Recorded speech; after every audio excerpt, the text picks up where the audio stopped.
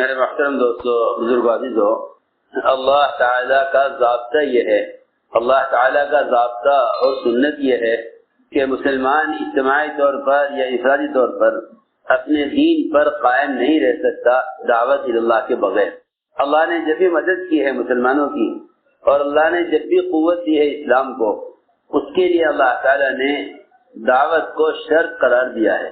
اگر یہ امت دعوت کو چھوڑ دیتی تو اور کوئی سبب تاریخ میں ملتا نہیں جو اللہ تعالیٰ کی غیبی مددوں کے نازل کرانے کا سبب ہو، اور کوئی سبب ملتا نہیں اس کے علاوہ۔ اس لیے کہ اللہ تعالیٰ نے قرآن میں شرط لگائی ہے، ان تنصروا اللہ ینصرکم۔ اس پر ہمیں سب کو غور کرنا چاہیے کہ یہ نصرت کیا ہے، یہ نصرت کیا ہے۔ اس زمانے میں جن کے پاس مال ہے وہ خیر کے کاموں میں مال خرچ کرنے کو اسلام کی نصرت سمجھتے ہیں۔ جن کے پاس عہدہ ہے وہ اپنے عہدے کی قوت سے مسلمانوں کے مسائل کو حل کرانے کو اسلام کی نصرت سمجھتے ہیں۔ جن کو اللہ تعالیٰ نے مختلف قسم کے اسباب مادی یا غیر مادی دیے ہوئے ہیں، وہ ان اسباب کو مسلمانوں کی حاجتوں پر صرف کرنے کو اسلام کی نصرت سمجھتے ہیں۔ حالانکہ ایک چھوٹی سی بات عرض کروں کہ اگر کسی شخص کو ساری دنیا کا مالک بنا دیا جائے، اللہ رب العزت ساری دنیا سمیٹ کر ایک فرد کو دے دیں اور وہ اس سارے مال کو، جتنا زمین کے اوپر اور نیچے ہے، اس سارے مال کو اللہ کی رضا والے کاموں میں صرف کر دے، اللہ کی رضا والے کاموں میں خرچ کر دے، تب بھی یقینی طور پر صرف آدھے دن اللہ کے راستے میں نکل کر اللہ کے بندوں کو اللہ کی طرف بلانے والے کے اجر کے برابر نہیں ہو سکتا۔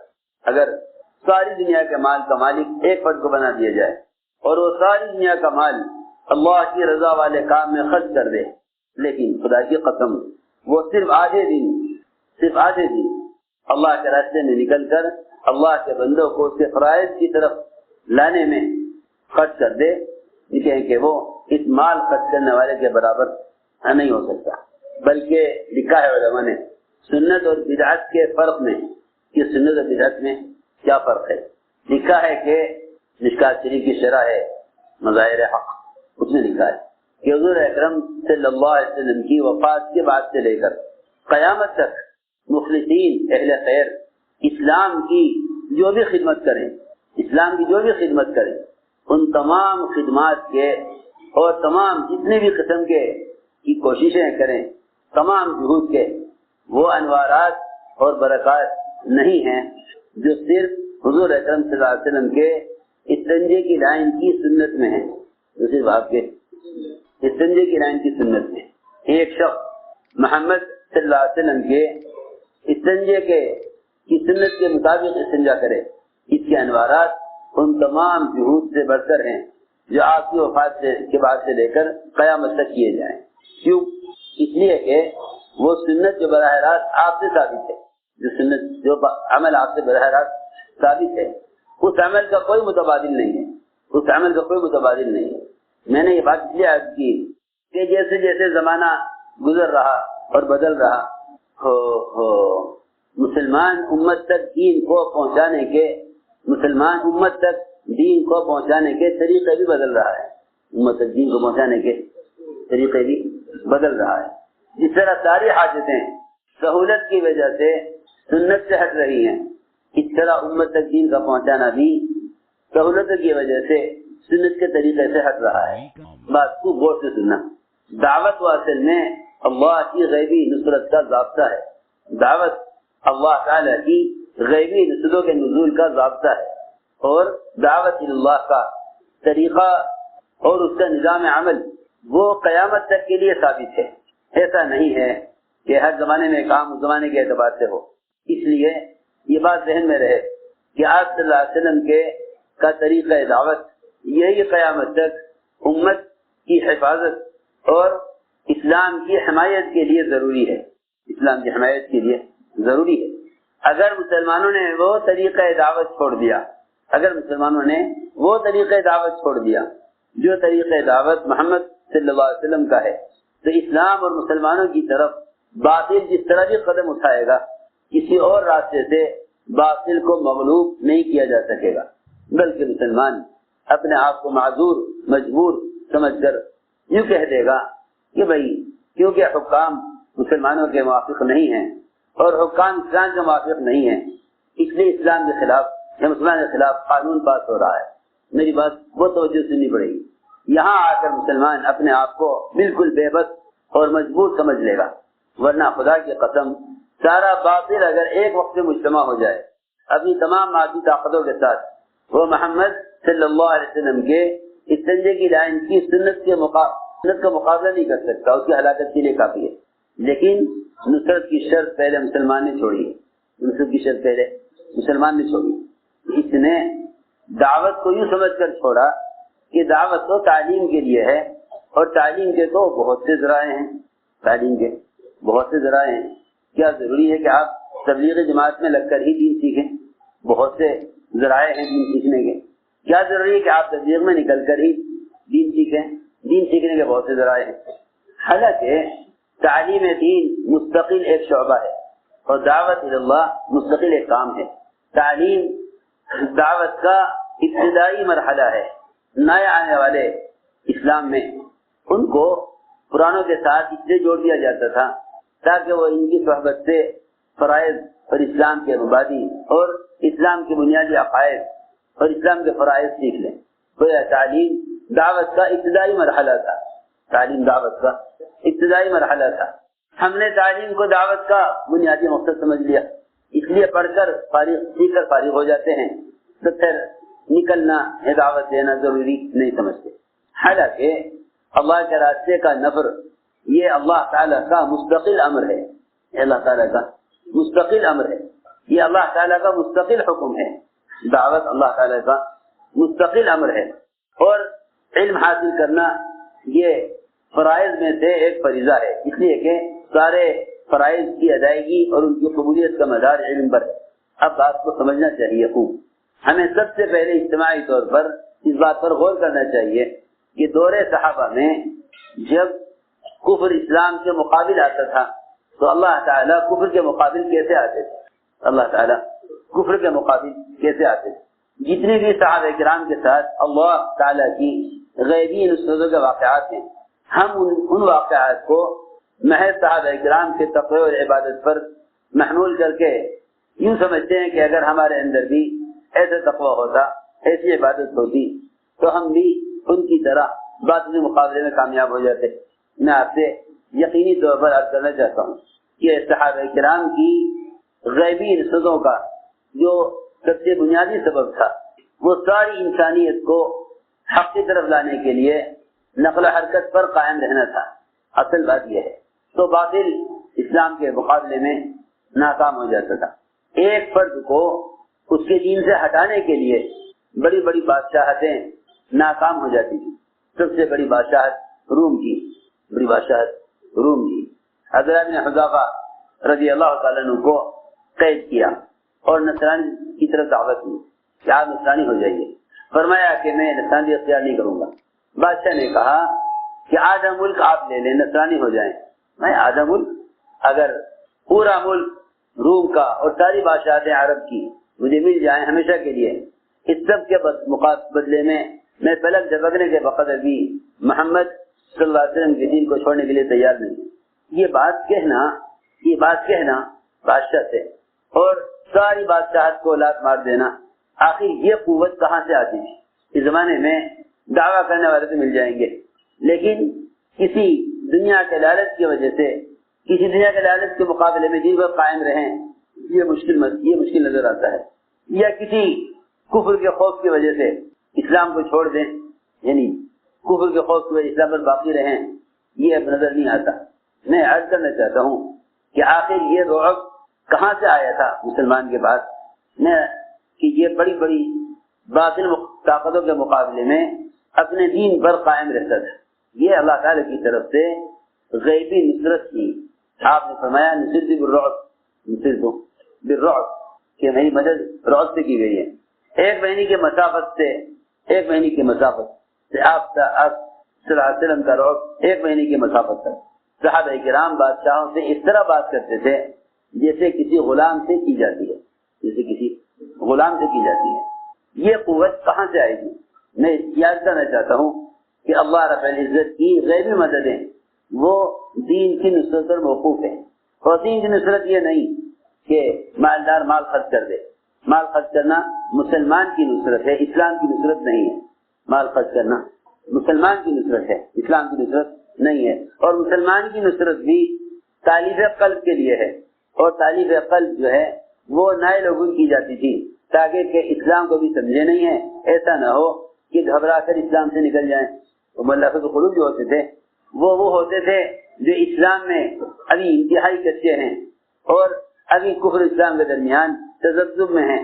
اگر کوئی حال آ گیا ان پر فقر کا، تنگی کا، قحط سالی کا، تو ایسا نہ ہو کہ یوں سمجھیں کہ مسلمان ہونے کی وجہ سے حال آیا ہے، یا اسلام چھوڑ دو۔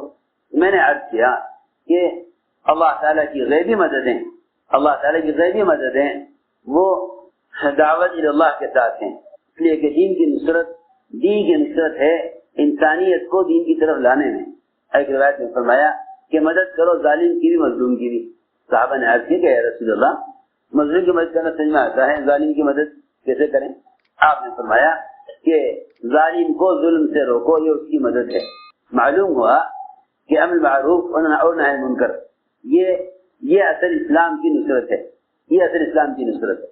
چنانچہ آپ دیکھیں گے اس زمانے میں ہر جگہ مسلمان کی زبان پر ایک مایوسی کا لفظ ہے، وہ یہ کہ بھئی ہم کچھ نہیں کر سکتے، ہم کچھ نہیں کر سکتے۔ بہت سے بہت اہل اللہ کے پاس جائیں گے، ان سے کہیں گے جی آپ دعا کر دیں بس کہ اسلام مسلمانوں پر اس طرح کے حالات ہیں، آپ دعا کر دیجیے۔ آخر وہ کیا راستہ تھا جس راستے میں صحابہ کی زبان پر فرشتے بولتے تھے اور ان کے الفاظ کے رعب سے مشرکین میدان چھوڑ کر بھاگتے تھے؟ سنو بہت توجہ سے بات یہ رکھی کفار نے کہ دجلہ کا، دریائے دجلہ کا ادھر کا حصہ ہم لے لیں، ادھر کی زمین ہم لے لیں، ادھر کا دجلہ کا حصہ آدھا تم لے لو، ادھر کی زمین تم لے لو، اس طرح ملک تقسیم کر لو تاکہ تم بھی رہو ہم بھی رہیں۔ مسئلہ رہنے کا نہیں ہے، مسئلہ تو ساری انسانیت کو جہنم سے بچانے کا ہے۔ اگر مسلمان بذات خود اس مقصد کے لیے استعمال نہیں ہو رہا تو اللہ کی طرف سے مدد کا کوئی وعدہ نہیں ہے۔ چنانچہ ایک صحابی کی زبان سے یہ نکلا کہ تم تو کہہ رہے ہو کہ دجلہ کو تقسیم کر لو، ادھر کا حصہ ادھر کی زمین تم لے لو، ادھر کی دجلہ ادھر کی زمین ہم لے لیں۔ انہوں نے یہ کہا مشرکین سے کہ زمین ساری اللہ کی ہے، زمین ساری اللہ کی ہے، تم کہہ رہے ہو ادھر کا تم لے لے، ادھر کا حصہ ہم لے لیں۔ ہمارا ارادہ یہ ہے کہ ہم اپنے یہاں کے پھل کو تمہارے یہاں کے جنگلات اور پہاڑوں کے اندر جو شہد لگا ہوا ہے، جنگلات اور پہاڑوں میں جو تمہارا شہد لگا ہوا ہے، ہم ادھر کے پھل کو تمہارے یہاں کے شہد سے لگا کر کھائیں گے۔ یہ صحابی نے جواب دیا، انہوں نے کہا بھائی دجلہ اور تقسیم کر لو۔ صحابی نے جواب دیا کہ ہم ادھر کی اپنے یہاں کے پھل کو تمہارے یہاں کے شہد کے ساتھ ملا کر کھائیں گے۔ تو اس پر جتنا بھی علاقہ تھا سارا کا سارا علاقہ مشرکین نے خالی کر دیا، سب بھاگنے لگے۔ ایک آدمی ایک مشرک سے پوچھا، ایک صحابی نے کہ آخر کیا بات ہو گئی، تم کیوں بھاگ رہے؟ کہنے کے بات یہ ہے کہ تم میں سے ایک آدمی نے یہ کہا ہے کہ ادھر کا علاقہ بھی ہمارا ہے، ادھر کا علاقہ بھی ہمارا ہے، ہم ادھر کی پھل کو ادھر کی شہد ملا کر کھائیں گے۔ حالانکہ یہ تو ایک ایسی بات تھی کہ اتنی سی بات سے سارے علاقے چھوڑ کر بھاگ گئے۔ ان کا آدمی سے پوچھا صحابہ نے، بھائی تم نے کیا کہا، تم نے کیا کہا، تم نے آخر کیا کہا؟ نے کہا کہ میں نے تو کچھ بھی نہیں کہا، میں نے تو کچھ بھی نہیں کہا، کہ تم نے یہ نہیں کہا مجھ سے کہ ہم ادھر کے پھل کو ادھر کے شہد میں لا کر کھائیں گے، لیکن میں نے تو نہیں کہا۔ وہ صحابی انکار کریں، وہ صحابی انکار کریں۔ معلوم ہوا کہ فرشتہ ان کی زبان پر آ کر بولا۔ اس فرشتے کے کلام کا، اس کی بات کا اتنا رعب تھا کہ اس بات کو ایک صحابی کی زبان پر فرشتے نے کہہ کر سارے علاقے کو اغیار سے خالی کرا دیا۔ یہ اصل میں ان واقعات کا بیان کرنا اس زمانے میں تمام پڑھے لکھے اور عوام کے درمیان ایک ایسی گزری ہوئی بھلائی ہوئی تاریخ بن گیا کہ اگر کبھی کوئی بیان کرے گی تو صرف صحابہ کے تعارف کے لیے بیان کر دیتا ہے۔ حالانکہ صحابہ کرام کے ساتھ غیبی مددیں وہ صحابہ کے تعارف کے لیے نہیں ہیں۔ جس لوگ سمجھتے ہوں کہ اولیاء کی کرامتیں اولیاء کے تعارف کے لیے ہیں۔ اس زمانے میں اولیاء کا تعارف، اولیاء کی تاریخ، ان کی کرامتیں اولیاء کے تعارف کے لیے لکھی جانے لگی، حالانکہ اولیاء کی کرامتوں سے اولیاء کا تعارف مقصود نہیں، اولیاء کا تعارف مقصود نہیں، اولیاء کی کرامات سے اولیاء کا تعارف مقصود نہیں، بلکہ اولیاء کی کرامتوں سے ان کے عمل کی قوت کا بتانا مقصود ہے۔ اس لیے صحابہ کرام کی غیبی نصرتوں سے صحابہ کرام کے ساتھ اللہ کی مدد کا ضابطہ بتانا مقصود ہے، نہ کہ محض صحابہ کا تعارف مقصود ہے۔ جب لوگ یہ سمجھے کہ اس سے صحابہ کا تعارف مقصود ہے تو کہنے لگے کہ ہاں بھائی ان کی مدد اس لیے ہوگی کہ وہ صحابی تھے مگر ہم صحابی نہیں، بجائے اس لیے کہ امت کوشش کر کے ان ضابطوں پر آتی جن ضابطوں پر اللہ نے صحابہ کو اقلیت میں رکھ کر اکثریت کے مقابلے میں غالب کیا۔ تو میری عرض یہ ہے کہ اللہ تعالیٰ نے دعوت سے رعب رکھا ہے۔ مولانا ایسا فرماتے تھے جب تک یہ کام رواج سے بچا رہے گا، جب تک یہ کام رواج سے بچا رہے گا، جب تک یہ کام رواج سے بچا رہے گا اس وقت تک اس کام کا رعب رہے گا، ورنہ مسلمان کی عبادات، معاملات، اخلاق اور معاشرے اور مزید امت تک دین کے پیغام کو پہنچانے میں ان تمام شعبوں میں جو شعبہ بھی، جس شعبے کا بھی کوئی عمل غیروں کے طریقے کو مشابہ ہو جائے گا، اس شعبے کا رعب غیروں کے دلوں سے نکل جائے گا، اس شعبے کا رعب غیروں کے دلوں سے نکل جائے گا۔ کسی بھی لائن کا حضور اکرم صلی اللہ علیہ وسلم نے طائف کے باغ میں انگور کا دانہ لیتے ہوئے بسم اللہ پڑھی، اس بسم اللہ کے پڑھنے سے عداس متاثر ہو گئے، عداس غلام متاثر ہو گئے۔ یہ آپ نے کیا کہا؟ جب ایک دانہ کھانے پر بسم اللہ پڑھنے کی سنت سے اغیار متاثر ہوتے ہوں تو اس سے اندازہ کر لینا چاہیے کہ جب مسلمان سارے معاشرے میں اور سارے طریقوں میں پوری طرح غیروں کے مشابہ ہو جائے گا تو پھر ان کے دل میں اسلام کا رعب کہاں سے باقی رہ جائے گا؟ تو اصل بات یہ ہے کہ اللہ تعالیٰ نے مسلمان کا رعب اور اسلام کا رعب، یہ اللہ تعالیٰ کی مدد کی سب سے بڑی شکل ہے کہ اللہ تعالیٰ فرشتوں کو نازل کرتے ہیں اغیار کے دلوں میں اسلام کا رعب پیدا کرنے کے لیے۔ فرشتوں کے نزول کا بڑا سبب یہ تھا کہ جس سے غیروں کے دلوں میں رعب پیدا ہو۔ جبرائیل آسمان سے اترے اپنے گھوڑے پر، اسے آگے بڑھنے کے لیے کہا، ان کی آواز دو کفار نے سنی پہاڑ کے اوپر، ایک کا تو دل پھٹ گیا، دہشت سے مر گیا، وہ دوسرا جبرائیل کی آواز سے بے ہوش ہو گیا۔ حالانکہ انہیں کچھ نہیں کہا تھا، انہوں نے اپنے گھوڑے کو آگے بڑھنے کے لیے کہا تھا، اپنے گھوڑے کو آگے بڑھنے کے لیے کہا۔ اللہ تعالیٰ کی طرف سے غیبی مدد کا بڑا سبب وہ رعب ہے، تو غیبی مدد کی ایک بڑی قسم وہ رعب ہے۔ اس لیے اللہ تعالیٰ نے اس مدد کا وعدہ دین کی نصرت پر کیا ہے، دین کی نصرت پر کیا ہے۔ حضور اکرم صلی اللہ علیہ وسلم نے بذات خود اور اپنے صحابہ کو ہر شخص کی طرف دعوت دینے کے لیے خود بھیجا۔ چند خطوط ہیں آپ کے جو آپ نے بادشاہوں کو لکھے ہیں، چند خطوط ہیں۔ یعنی دورہ رسالت میں تحریر کا کام صرف بادشاہوں تک دعوت پہنچانے کے لیے ہوا ہے، جس میں جو محض ثبوت کے لیے ہوا کرتا تھا کہ بھئی بادشاہ کے بعد اگر کسی کو بھیجا جا رہا ہے تو ان کے ساتھ ایک تحریر بھیجنے والے کی طرف سے جانی چاہیے۔ یہی وجہ ہے کہ آپ دیکھیں گے کہ سوائے بادشاہوں کے یا ان کے ہم منصب عہدیداروں کے آپ نے کسی اور کو خط نہیں لکھا۔ ہر جگہ جماعتیں گئی، جہاں جن بادشاہوں کو خط لکھا ان کو خط جماعت کو دے کر بھیجا، خط جماعت کو دے کر بھیجا، خط جماعت کو دے کر بھیجا۔ ہر ایک زمانے میں بھی ڈاک کا نظام تھا، ایک منزل سے ایک منزل گھوڑے وہ رسائل اور خطوط اور پیغامات لے کر جایا کرتے تھے، لیکن آپ نے کوئی خط ڈاک سے نہیں بھیجا۔ یہ کہنے کا ڈاک کا نظام نہیں تھا، ڈاک کا نظام تھا لیکن آپ نے جماعت بھیجی، اس لیے کہ خارجی چیزوں کا استعمال مجاہدہ نہیں ہے، خارجی چیزوں کا استعمال مجاہدہ نہیں ہے، اپنی ذات کے استعمال مجاہدہ ہے، اپنی ذات کے استعمال مجاہدہ ہے، خارجی چیزوں کا استعمال مجاہدہ نہیں ہے۔ بلکہ کیا عرض کروں، وہ تو مجاہدے کی ضد ہے، خارجی چیزوں کا استعمال مجاہدے کی ضد ہے، مجاہدے کو ختم کرنے والا ہے۔ وہ ہدایت اور نصرت جو مجاہدے پر موقوف ہے، خارجی چیزیں یہ مجاہدے کو ختم کرنے والی ہیں۔ حضرت فرماتے تھے جتنے رواجی طریقے ہیں وہ سہولت کے ہیں اور جتنے سنت کے طریقے ہیں مجاہدے کے ہیں۔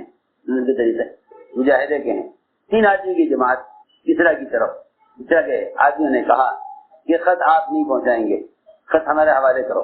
شجاع بن وہب اڑ گئے کہ نہیں، ہمیں بادشاہ کی طرف بھیجا گیا ہے، ہمیں بادشاہ کی طرف بھیجا گیا، خط خود پہنچائیں گے، ہمیں بادشاہ کی طرف بھیجا گیا ہے۔ اللہ اکبر۔ صحابہ کرام کو امت تک دین کی دعوت کو پہنچانے میں اللہ کی طرف سے بھیجے جانے کا ایسا یقین ہوتا تھا کہ وہ اللہ کو نہ جاننے والوں کے سامنے بھی یہ کہا کرتے تھے کہ ہمیں اللہ نے بھیجا ہے، ہمیں اللہ نے بھیجا ہے۔ اللہ کو نہ جاننے والوں کے سامنے یہ کہتے تھے کہ ہمیں اللہ استعاذنا، اللہ نے ہمیں بھیجا ہے، ہم تمہارے پاس اللہ کی طرف سے پیغام لے کر آئے ہیں کہ تم اللہ کے غیر کی عبادت سے نکل کر اللہ کی عبادت پر آؤ۔ اس پیغام کو کسی ذریعے سے پہنچا دینا یہ مدد کو روکنے کا ذریعہ ہے، اس پیغام کو خود لے کر جانا یہ غیر مددوں کے نزول کا سبب ہے۔ ہم یہ عرض کرنا چاہتے ہیں، یہ اصل بات ہے، کیونکہ خود جا کر دعوت دیے بغیر اسلام و حجت نہیں ہوتا۔ جتنے بھی ذرائع ہیں بات کے پہنچانے کے، اگر ان سب کو بھی جمع کر لیا جائے تب بھی اتمام حجت ہوگا نہیں، جب تک خود جا کر دعوت نہ دے، جب تک خود جا کر دعوت نہ دے۔ اتمام حجت کے لیے کافی نہیں ہے کہ اس ذریعے سے پیغام پہنچا دینا، جب تک خود جا کر دعوت نہ دے۔ اس لیے کہ آپ جانتے ہیں کہ جب ایسی جماعت ایک قوم کو دعوت دینے چلی جن کی ہلاکت کا اللہ نے فیصلہ کر لیا تھا ان کے فسق و فجور کی وجہ سے، تو ان سے کہا گیا کہ لم تعظون قوما اللہ مہلکہم، کیوں تم جا کر نصیحت کرنے جا رہے ہو ان لوگوں کو جن کی ہلاکت کا اللہ نے فیصلہ کر لیا۔ انہوں نے 2 باتیں کہیں۔ تو بھائی بات یہ ہے کہ ایک تو ہم اللہ کے یہاں اپنی ذمہ داری کو پورا کرنے والے مانے جائیں گے، دوسری بات یہ ہے کہ ہمیں یقین ہے، ہمیں بھی یقین ہے کہ جن کی ہلاکت کا اللہ نے فیصلہ کر لیا ہے ہمیں یقین ہے کہ وہ دعوت سے تقوی پر آ جائیں گے، دعوت سے تقوی پر آ جائیں گے، ہمیں بھی یقین ہے کہ وہ دعوت سے تقوی پر آ جائیں گے۔ فلما نسوا ما ذکروا به انجینا الذین ینهون عن السوء، جب میں نے بات نہ سنی تو اللہ تعالیٰ نے دعوت دینے والوں کو نجات دے دی، دعوت دینے والوں کو نجات دے دی۔ تو میں نے عرض کیا کہ شجاع بن وہب وہ اڑ گئے اس پر کہ ہم بادشاہ کو خط خود پہنچائیں گے۔ اصل تو ہمارا بادشاہ کی طرف آنا ہے، اصل تو ہمارا بادشاہ کی طرف ہمارا اصل آنا ہے۔ میرے دوستوں عزیزوں، یہ سارے راستے کے اعمال اور عبادات ہیں، اور خود چل کر جانا ہے جس پر اللہ تعالیٰ کی طرف سے ایسی مدد آئی کہ جب کسرا نے آپ کے خط کو پھاڑا اور آپ کو اطلاع کی گئی کہ کسرا نے آپ کے خط کو پھاڑ دیا، تو آپ نے فرمایا کہ کسرا نے خط نہیں پھاڑا، اپنا ملک پھاڑ لیا۔ 3 آدمی کی جماعت سب سے بڑی بادشاہ کسرا، فرمایا کہ انہوں نے خط نہیں پھاڑا بلکہ اپنا ملک پھاڑ لیا۔ ملک تو پھٹا ہی پھٹا، آگے اس کو غصہ اس بات پر آیا کہ انہوں نے ہمارا نام بعد میں لکھا، اپنا نام پہلے لکھا، یہ کون گستاخ ہے، نعوذ باللہ، انہیں گرفتار کر کے ہمارے پاس پہنچایا جائے۔ پتہ چلا کہ یثرب کے رہنے والے ہیں۔ بادشاہ نے کہا یثرب کے لوگ تو بڑے محتاج اور بڑے فقیر، بڑے کمزور ہیں، کیا سوچ کر انہوں نے ہمیں خط لکھا۔ اس نے بازان کو حکم دیا، یمن کے گورنر کو حکم دیا کہ 2 آدمی بھیجو فوجی جو نعوذ باللہ محمد صلی اللہ علیہ وسلم کو گرفتار کر کے لے کر آئے۔ یمن کے گورنر بازان نے 2 آدمی بھیجے وہاں سے، وہ 2 آدمی پہنچے آپ کی خدمت میں آپ کو گرفتار کرنے کے لیے، آپ کو دیکھ کر کامنے لگے۔ میں کیا بات ہے، کیسے آنا ہوا کہ ہم آپ کو گرفتار کرنے کے لیے آئے ہیں، اس طرح کے حکم سے بازان نے ہمیں بھیجا ہے۔ آپ نے فرمایا رات یہاں آرام کرو، رات یہاں آرام کرو۔ دیکھو دوستو عزیزو، بات یہ ہے جب تک ہر علاقے میں کام کرنے والوں کا ایسا مجموعہ نہیں بنے گا جو 24 گھنٹے عمل کا، ذکر کا، عبادت کا، دعوت کا ماحول قائم کریں، اس وقت تک اس ماحول میں آنے والا آدمی بدلے گا نہیں۔ ان لوگوں کو ابھی مسجدوں کا آباد کرنا ایسا معلوم ہوتا ہے جیسے کوئی نیا کام ہے، حالانکہ حضور اکرم صلی اللہ علیہ وسلم نے ایک ایسا مجموعہ صحابہ کا تیار کیا جو 24 گھنٹے عمل کا وہ ماحول قائم کرتے تھے جس ماحول میں آنے والے آپ کو قدر کرنے کے ارادے سے، عمر بن وہب آپ کو قدر کرنے کے لیے چلے مکہ مکرمہ سے، وہاں ماحول میں پہنچے، ادھر مکے والے انتظار میں نعوذ باللہ کوئی خبر آوے آپ کے قتل کی، ادھر عمر بن وہب اسلام میں داخل ہو گئے، ادھر عمر بن وہب اسلام میں داخل ہو گئے. یہاں دو فوجی آئے آپ کے سر کرنے کے لیے. فرمایا رات کو آرام کراؤ صبح ملنا. صبح ہم بتلائیں گے کیا کرنا ہے. رات کو سوئے, صبح کو پھر پیشی ہوئی آپ کی خدمت میں. فرمایا بتاؤ کیسے آنا ہوا. کیا آپ گرفتار کرنے کے لیے آئے ہیں, ہمیں بازار نے بھیجا ہے اور کسرا کا بڑے بادشاہ کا حکم ہے. آپ نے فرمایا تمہارے آقا کو رات میرے آقا اللہ نے قتل کر دیا. تمہارے آقا کسرا کو رات میرے آقا اللہ نے قتل کر دیا. اس کا بیٹا شیر ہے, اس نے باپ کی جگہ لینے کے لیے باپ کو قتل کیا. باپ کو اندازہ ہوا کہ مجھے قتل کرے گا. اس نے اس کو قتل کرنے کے ارادے سے اس کی الماری میں اس کے سامان میں زہر رکھ دیا. اس نے باپ کو قتل کیا. باپ کو قتل کر کے اپنی الماری میں سے دوا سمجھ کر اس چیز کو کھایا. سنا جی یہ بھی ختم ہوا, یہ بھی ختم ہوا. اللہ نے ایسے ٹکڑے کیا کسرا کے پورے خاندان میں کوئی مرد باقی نہیں رہا تھا جس کو کسرا کی جگہ بادشاہ بنایا جاتا. کسرا کی جگہ جس کو بادشاہ بنایا جاتا کوئی باقی نہیں رہا, سارا ملک ختم. یہ پہلا موقع ہے جس میں عورت کسی ملک کی سربراہ بنی. پہلا موقع ہے کہ جب کوئی ملک ختم ہو جاتا ہے بالکل تو پھر اس کی بادشاہ کسی عورت کو دے دی جاتی ہے. یہ ختم ہونے کی آخری حد ہے کہ کوئی مرد بادشاہ کی جگہ بادشاہ بننے کے لیے باقی نہیں رہا تھا. مجبور ہو کر کسرا کی بیٹی کو کسرا کی جگہ ملکہ بنایا. میں نے واقعہ اس لیے سنایا تاکہ معلوم ہو کہ صحابہ کرام کے ساتھ اللہ کی غیبی نصرتیں کیوں تھی. کیونکہ اصل شرط دعوت ہے. اس زمانے میں بھلائی کا حکم کرنے, برائی سے روکنے کی ایسی نئی شکلیں لوگوں نے اختیار کر لی. وہ بیچارے آلات کے ذریعے سے بات کے پہنچانے کو دعوت سمجھتے تھے. حالانکہ دعوت تو جب مؤثر ہے جب اس کے لیے محض قدم اٹھے. میری بات یاد رکھو, قلم بھی جب مؤثر ہے جب اس کے لیے قدم اٹھے. جیسے میں نے عرض کیا کہ جماعت آپ کا خط لے کر گئی, قلم بھی جب مؤثر ہے جب اس کے لیے قدم اٹھے. اس لیے کہ قلم یہ قدم کا متبادل کبھی نہیں ہو سکتا. امر معروف نہی عن منکر یہ ایک عملی محنت ہے, یہ تحریری کام نہیں ہے. منکرات کو لکھ دینا اور معروفات کو جمع کر دینا یہ امر معروف اور نہی عن منکر کے فریضے کی ادائیگی کا طریقہ نہیں ہے. معروفات منکرات کو تحریر میں جمع کر دینا, ہماری بات بہت توجہ سننی پڑے گی. معروفات منکرات کو تحریری طور پر جمع کر دینا یہ امر معروف اور نہی عن منکر کے فریضے کی ادائیگی کا طریقہ نہیں ہے. اس فریضے کی ادائیگی کا طریقہ نہیں ہے. میری بات بہت توجہ چاہے گی. یہ اس فریضے کی ادائیگی کا طریقہ نہیں ہے, بلکہ حضرت تھانوی رحمۃ اللہ علیہ حکیم الامت کہلاتے ہیں. وجہ کیا ہے؟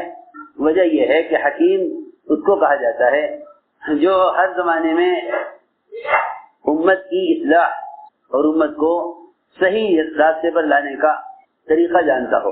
جیسے آپ حکیم اسے کہتے ہیں جو جسمانی علاج بیماریوں کا اور بیماریوں کے اسباب اور اس کی دوائیں جانتا ہو. اور فرماتے ہیں کہ میں جس معروف کو اپنے اندر پیدا کرنا چاہتا تھا بذات خود اس کی دعوت دوسروں کو دیتا تھا, اور جس منکر کو اپنے سے نکالنا چاہتا تھا بذات خود دوسروں کو اس منکر سے روکتا تھا. اس زمانے میں معروفات منکرات کتابوں کے اندر لکھ دیے گئے ہیں کہ جسے عمل کرنا ہو وہ یہاں پڑھ کر عمل کر لے. حالانکہ کسی شخص کا دوسرے کے لیے امر معروف جب مؤثر ہوگا جب وہ خود اس ارادے سے چل کر جائے دوسرے کی طرف.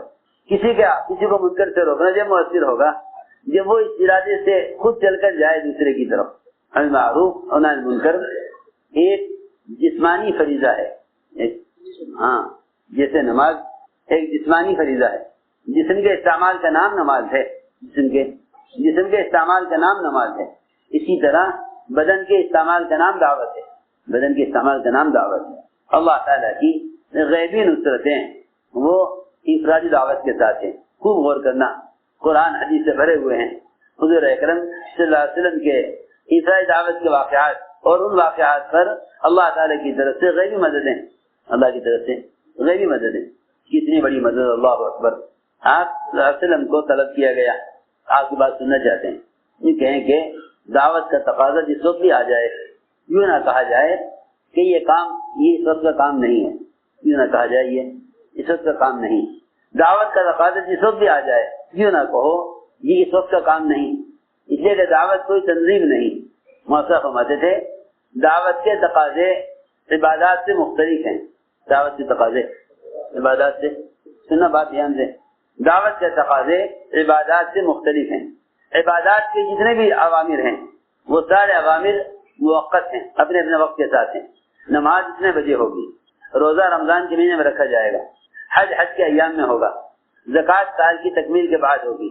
بس حضرت کی بات نقل کر رہا ہے، اسی طرح حج کے بیان میں تھا، زکوٰۃ سال کی تکمیل کے بعد، حج کے ایام میں ہوگا، رمضان کا مہینہ رمضان روزے رمضان میں رکھے جائیں گے، نماز کے سارے اوقات متعین ہیں۔ فرماتے تھے صرف دعوت ہے جس کے تقاضے اچانک آئیں گے، تقاضے اچانک آئیں گے۔ آپ کو طلب کیا گیا، سخت دوپہر کا وقت تھا، سورج سر پر، سخت گرمی، کہ ہم آپ کی بات سننا چاہتے ہیں۔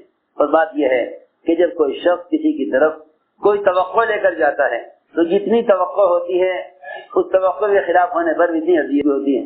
جی میری بات یاد رکھیے، نبوت کے طریقے دعوت سے ہٹ کر نبوت کی لائن کی اذیتیں نہیں ملیں گی۔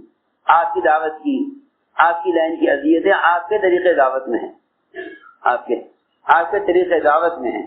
جو طریقہ دعوت محمد صلی اللہ علیہ وسلم کا ہے اسی میں دعوت کی لائن کی اذیتیں ملیں گی۔ باقی اگر ہم سہولت اور زمانے کے اعتبار سے نئے طریقے ایجاد کر لیں اور نقل و حرکت کو چھوڑ دیں، نقل و حرکت کا چھوڑ دینا تو دین کے قوام کو چھوڑ دینا ہے۔ مولانا صاحب فرماتے تھے کہ خروج اور نقل و حرکت دین کا قوام ہے، یعنی دین کے قیام کا مدار ہی اسی پر ہے، دین کے قیام کا مدار ہی اسی پر ہے۔ نفر دین کا قوام ہے، نفر دین کا قوام ہے۔ میں نے عرض کیا کہ انبیاء علیہ السلام پر کوئی حال ایسا نہیں آتا جو ان کو دعوت سے روک دے، آپ اٹھا کے دیکھیں انبیاء علیہ السلام کے اپنی قوم کو دعوت دینے کے واقعات، کوئی موقع ایسا نہیں جو ان کو دعوت سے روک دے۔ انبیاء علیہ السلام پر تہمتیں لگائی جاتی تھی تاکہ یہ اپنے منصب اور مقام سے گریں اور یہ اس قابل ہو جائیں کہ لوگ ان کی بات کو قبول نہ کریں۔ سنو دھیان سے، کیونکہ داعی کو اپنے کام میں تہمتوں سے گھبرانا نہیں چاہیے، اس لیے کہ ہر زمانے کا باطل کا طریقہ رہا ہے کہ وہ دین کی خدمات انجام دینے والوں کو اس لیے متہم کرتا ہے تاکہ یہ دین کی خدمت کے قابل نہ رہیں، چاہے وہ خدام تعلیم دین میں ہوں یا وہ خدام دین کے دوسرے شعبوں میں ہوں یا وہ خدام دعوت اللہ اور تبلیغ کے کام میں ہوں۔ تہمتیں لگنا یہ انبیاء علیہ السلام کی سنت ہے، یہ سنت ہے، انبیاء علیہ السلام کی سنت ہے۔ ہر نبی پر قوم نے کسی نہ کسی طرح کوئی تہمت لگائی تاکہ یہ اپنے کام کے قابل نہ رہیں۔ سنو ہوتے ان سے اعتماد ختم ہو جائے، یہ لوگ یہ کہیں کہ پہلے یہ عیب ختم ہو پھر ہم آپ کی بات سنیں گے۔ یوسف علیہ السلام پر تہمت لگی، زنا کی تہمت، اور جیل بھی ہو گئی، لیکن جیل میں ان کے ساتھ 2 آدمی اور داخل کیے گئے۔ دونوں نے یوسف علیہ السلام کو دیکھ کر بھلا آدمی سمجھا، انا نراک من المحسنین، تو ہمارا خیال یہ ہے کہ آپ بھلے آدمی معلوم ہوتے ہیں، ذرا ہمارا خواب سن کر ہمیں ہمارے خواب کی تعبیر دے دیں۔ اتنا اہم خواب تھا جس میں ایک آدمی کی موت کا فیصلہ، ایک آدمی کی حیات کا فیصلہ، ایک آدمی کی موت کا فیصلہ، ایک کی حیات کا فیصلہ، اتنا اہم خواب جس میں بادشاہ کے 2 خادموں کے بارے میں فیصلہ ہونا تھا۔ لیکن یوسف علیہ السلام نے جیل میں رہتے ہوئے اس تہمت کے باوجود دعوت کو ان کے خواب کی تعبیر پر مقدم کیا۔ یہ کہا یہ تو تم چھوڑو، بعد میں دیکھی جائے گی کہ تمہارے خواب کی تعبیر کیا ہے، تم پہلے دونوں یہ بتاؤ کہ ایک اللہ بہتر ہے یا بہت سے معبود، ایک اللہ بہتر ہے یا بہت سے معبود۔ ہر ایک کا سوال یہ نہیں تھا۔ ہم یہ سمجھتے ہیں پہلے مخاطب کو قریب کرنے کے لیے، مانوس کرنے کے لیے اس کی مطلب کی باتیں کرو۔ یہاں یوسف علیہ السلام نے ان دونوں کے خواب کو سن کر پہلے دعوت دی۔ میں عرض کر رہا تھا کہ انبیاء علیہ السلام کو اس لیے متہم کیا جاتا تھا تاکہ وہ ان کا کام چل نہ سکے، ان کا کام چل نہ سکے۔ جتنی آپ پر تہمت لگائی جاتی تھی اتنی ہی زیادہ آپ کی دعوت اور آپ کی شہرت ہوتی تھی۔ سنو عجیب بات یہ نہیں کہ متہم ہونے کی وجہ سے لوگ آپ کو چھوڑ دیں، لوگ آپ پر تہمتیں لگاتے اور دور دور سے لوگ آپ کو دیکھنے کے لیے آتے۔ وہ کہتے جا کے کہ جھوٹے ہیں، کاہن ہیں، کوئی کہتا شاعر ہیں، کوئی کہتا جا کے وہ ساحر ہیں، کوئی کہتے جا کے کہ وہ کہتے ہیں کہ میں اللہ کا نبی ہوں۔ تو دور دور سے لوگ دیکھنے کے لیے آتے، دور دور سے لوگ۔ سنو تو صحیح، ایسا معلوم ہوتا ہے کہ جتنی آپ کی نبوت اور آپ کی دعوت پھیلی ہے وہ آپ کی موافقت سے اتنی پھیلی جتنی مخالفت سے پھیلی۔ ملکوں میں جماعتیں جاتی تھی بن بن کر کفار کی، تاکہ بادشاہوں سے جا کر آپ کے بارے میں غلط بیانی کریں۔ ہر جگہ آپ کو فکر کہ بھئی یہ مخالفت کر رہے ہیں، ملکوں میں پھر رہے ہیں، میرے کام کو کیا ہوگا۔ اللہ تعالیٰ نے ایسی تسلی دی، اللہ نے ایسی تسلی دی، لا یغرنک تقلب الذین کفروا فی البلاد۔ اے نبی جی آپ اس سے نہ گھبرائیے کہ یہ کفار آپ کی بات کی مخالفت کے لیے ملکوں میں پھر رہے ہیں۔ اللہ نے تسلی دی۔ میں عرض کر رہا تھا کہ دعوت کے تقاضے اچانک آئیں گے، دعوت کے تقاضے اچانک آئیں گے۔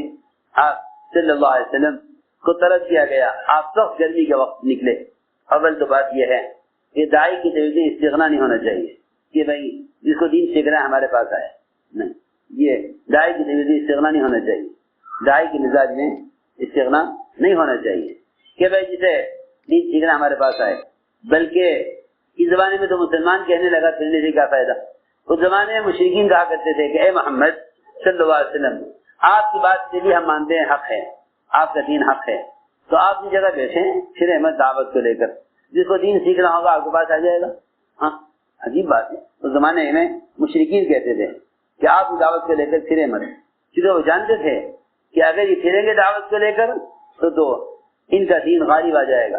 انہیں تو ابو بکر صدیق رضی اللہ تعالیٰ عنہ کا جہری تلاوت کرنا بھی برداشت نہیں تھا کہ اگر ابو بکر رضی اللہ عنہ قرآن زور سے پڑھیں تو وہ یہ کہا کرتے تھے کہ ابو بکر قرآن آہستہ پڑھو ورنہ ہم تمہیں مکے سے نکال دیں گے، تمہیں مکے سے نکال دیں گے، اس لیے کہ تمہارا زور سے قرآن پڑھنا ہماری عورتوں اور بچوں کو اسلام کی طرف مائل کرتا ہے، اس بات میں خطرہ ہے۔ ہمارے عورتیں بچے آپ کی قرات سے اور آپ کی تلاوت سے معلوم ہوتا ہے کہ اعمال متعدی ہوں گے تو اسلام پھیلے گا، اعمال متعدی ہوں گے تو اسلام پھیلے گا، انفرادی اعمال سے اسلام نہ پھیلے گا، اعمال متعدی ہوں گے تو اسلام پھیلے گا۔ یعنی عمل سے عمل جب وجود میں آئے گا، جب آدمی عمل کو جہری طور پر کرے، اگر مخفی طور پر سیدھی طور پر کر رہا ہے تو پر عمل اس کی ذات تک محدود ہے۔ اور یہ بات یاد رکھنا کہ اپنی ذات سے صرف عمل کر لینا صالحین کی محنت ہے، اپنی ذات سے عمل کر لینا صالحین کی محنت ہے، جو 4 قسم میں سے صرف ایک قسم ہے، 4 قسم میں سے صرف ایک قسم ہے صالحین۔ اپنی ذات سے عمل کر لینا صالحین کا میدان محنت ہے، جب اپنی ذات سے عمل کر لیتے ہیں۔ 3 قسمیں ان کے علاوہ وہ ہیں جو محنت کرنے والی ہیں، انبیاء، صدیقین، شہداء۔ معلوم ہوا کہ محنت کرنے والوں کی قسم اکثریت میں ہے، انبیاء، صدیقین، شہداء۔ 4 قسم کے لوگ جن پر اللہ کا انعام ہے، 4 قسم کے لوگ ہیں نا جن پر اللہ کا انعام ہے۔ اولئک مع الذین انعم اللہ علیہم من النبیین والصدیقین والشہداء والصالحین۔ مولانا فرماتے تھے جب تک ہر شہر میں انبیاء، صدیقین، شہداء ان 3 قسم والے بن کر ہر شہر میں لوگ مسلمان نہ ہوں گے، اس وقت تک اس علاقے میں صالحین نہ ہوں گے۔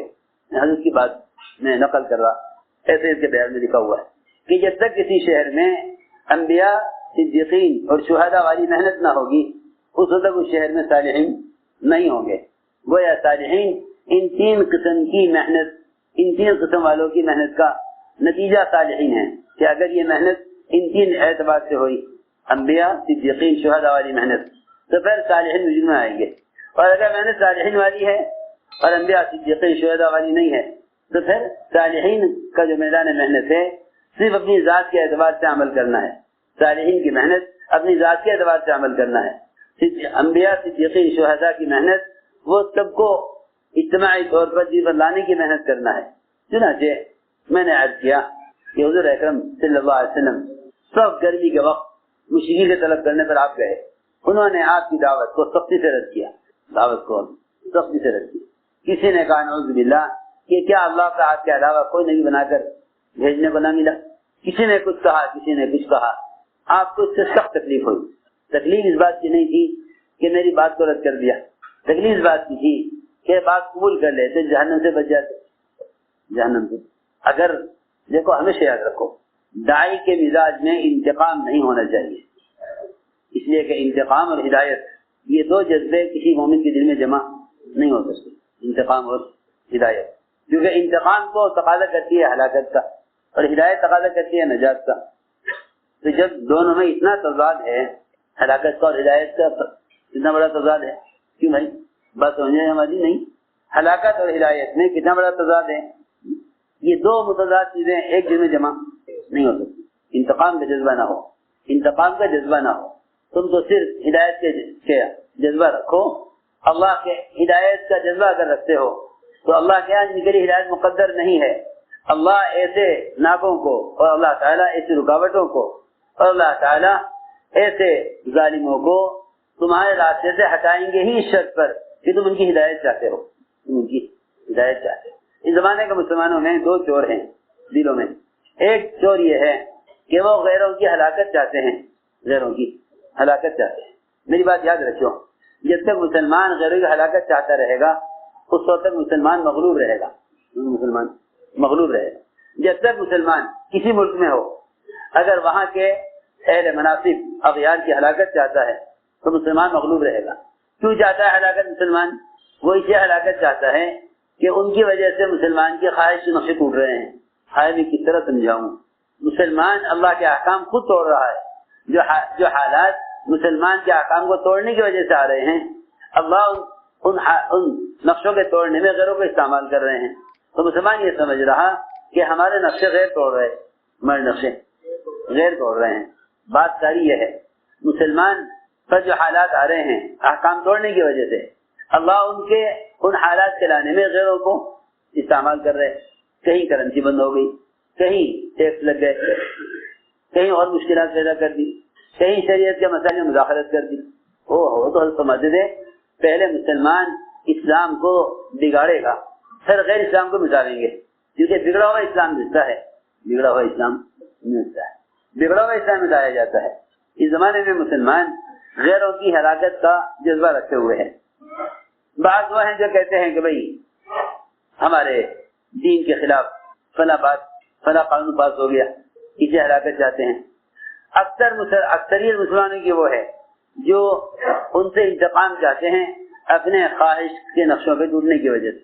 میری بات یاد رکھو، صحابہ کرام غیروں پر غالب اس لیے آئے کہ ایک تو ان کے طریقوں سے بچے، کیونکہ اللہ تعالیٰ غریق رحمت کرے، حضرت مولانا ابو الحسن علی ندوی رحمۃ اللہ علیہ ایک دفعہ بیان فرمایا حضرت نے، اور یہ بیان فرمایا کہ مسلمان کی امتیازی شان، مسلمان کی امتیازی شان وہ محض تقوی پر ہے، محض اللہ نے شرط لگائی ہے قرآن میں، ان تتقوا اللہ یجعل لکم فرقانا، ان تتقوا اللہ یجعل لکم فرقانا۔ شرط یہ اللہ نے لگائی ہے کہ تقوی کی شرط کے ساتھ تم غیروں سے ممتاز اور غیروں کے مقابلے میں تمہاری پہچان ہو سکتی ہے۔ اور اگر تمہارے ان کے معاشرے میں کسی بھی عمل میں غیروں سے مشابہت ہوئی، کسی بھی عمل میں اگر غیروں سے مشابہت ہوئی، شادیوں میں، تجارتوں میں، لباس شکلوں میں، کسی بھی عمل میں اگر غیروں کے مشابہت ہوئی تو تمہاری امتیازی شان ختم ہو جائے گی۔ یہ تمہارے ان کے درمیان کوئی فرق باقی نہ رہے گا، ان کے درمیان کوئی فرق باقی نہ رہے گا، تو پھر تمہارے ساتھ معاملہ ان کے معاملے سے مختلف کیسے ہوگا؟ اسی کے بعد یہ بیان فرمایا تھا، یہ فرمایا تھا کہ مسلمان اگر اپنی امتیازی شان کھو بیٹھا پھر یہ غیروں کے درمیان، کیونکہ حضور اکرم صلی اللہ علیہ وسلم نے فرمایا کہ میرے صحابہ وہ ساری قوموں کے درمیان ایسے ہیں جیسے کسی سفید بیل کے پہلو میں چند بال سیاہ ہوں، دور سے نظر آئیں گے، یا سیاہ بیل کے پہلو میں چند بال سفید ہوں، الگ نظر آئیں گے۔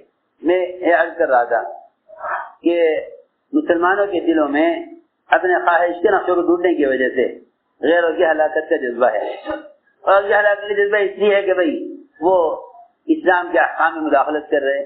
تو سوال اس بات کا ہے کہ خود مسلمان کتنے دن پر قائم ہے؟ کیونکہ ہمارے صاحب سے کہا گیا کہ حضرت مسلمانوں کو منصبی اختیارات کیوں نہیں ملتے؟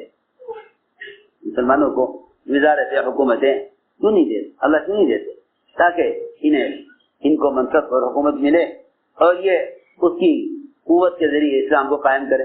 علیہ السلام نے فرمایا کہ اللہ تعالیٰ نے جن اعمال کے کرنے کا مسلمان کو اختیار دیا ہوا ہے، جن اعمال کے کرنے کا مسلمان کو اختیار دیا ہوا ہے، جس پر مسلمان کو پورا اختیار ہے، جب یہ اس میں اللہ کے احکام پورے نہیں کر رہا تو جس میں اختیار نہیں ہے اللہ تعالیٰ مسلمان کو وہ چیز کیسا عطا فرما دے۔ یعنی آسان بات یہ ہے کہ اگر باپ اپنے بیٹے کو چھوٹی دکان کرا دے، باپ بیٹے کو چھوٹی دکان کرا دے اور اس دکان پر نہ بیٹھے اور جو مال دیا تھا اس چھوٹی سی دکان میں چلانے کے واسطے وہ سارا مال غرق کر کے ختم کر کے آ جائے، تو بتاؤ یہ باپ اپنے بیٹے کو بڑا کارخانہ دے گا کہ جو تو کر سکتا تھا، جس نے وہ نہیں کیا تو جو تو کر نہیں سکتا اللہ تیرے حوالے وہ کام کیوں کر دیں؟ تو میں نے عرض کیا کہ انتقام کا جذبہ نہ ہو، انتقام کا جذبہ نہ ہو۔ حضور اکرم صلی اللہ علیہ وسلم کی ایک بہت بڑی سنت یہ ہے کہ آپ کو ایک یہودی عورت نے آپ کے کھانے میں زہر ملایا، وہی سے آپ کو بتلا دیا گیا کہ یہ نہ کھائیے، اس میں زہر ہے۔ صحابہ نے عرض کیا کہ اسے پکڑا عورت کو، بتایا کہ نہیں، جب اللہ نے مجھے بتلا دیا، اللہ نے مجھے اس سے بچا لیا تو اس عورت کو کی پکڑ کرنے کی کیا ضرورت ہے؟ چھوڑ دو اس کو، چھوڑ دو۔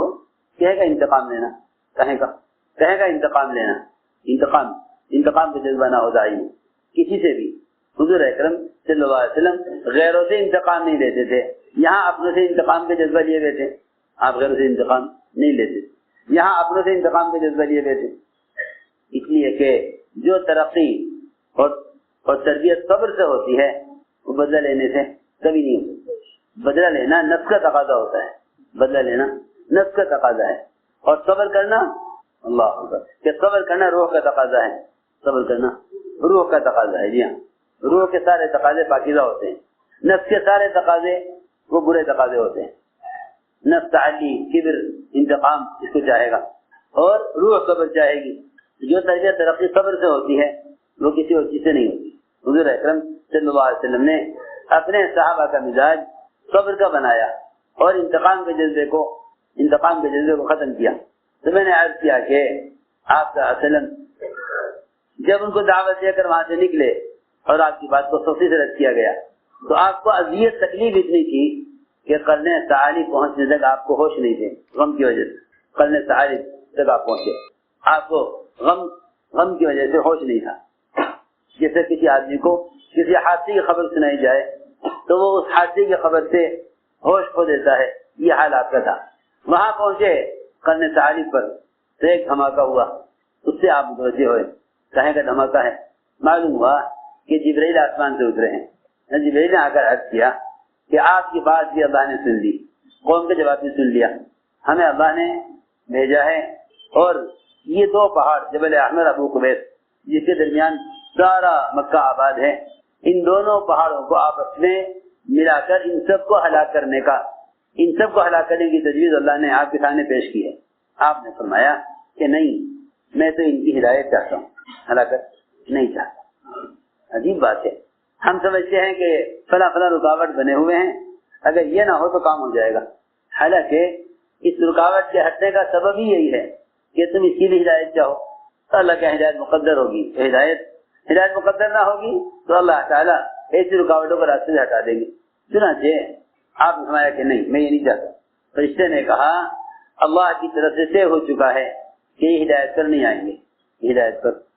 آئیں گے، آپ نے فرمایا میں پھر بھی نہیں چاہتا کہ ان کو ہلاک کیا جائے، کیونکہ ان کی پیٹھ میں جو نسلیں چھپی ہوئی ہیں وہ بھی ہلاک ہو جائیں گی، وہ بھی ہلاک ہو جائیں گی، ان کی پیٹھ میں نسلیں چھپی ہوئی ہیں وہ بھی ہلاک ہو جائیں گی۔ ہمیں یہ نہیں چاہتا، ان کی اولادیں پیدا ہوں گی، میں ان کو دعوت دوں گا، اگر ان کے مقدمے اسلام نہیں تو ان کی اولاد کو دعوت دوں گا، یعنی جو مخلوق ابھی وجود میں نہیں آئی آپ ان کو دعوت دینے کے لیے ستانے والوں کو باقی رکھنا چاہتے ہیں۔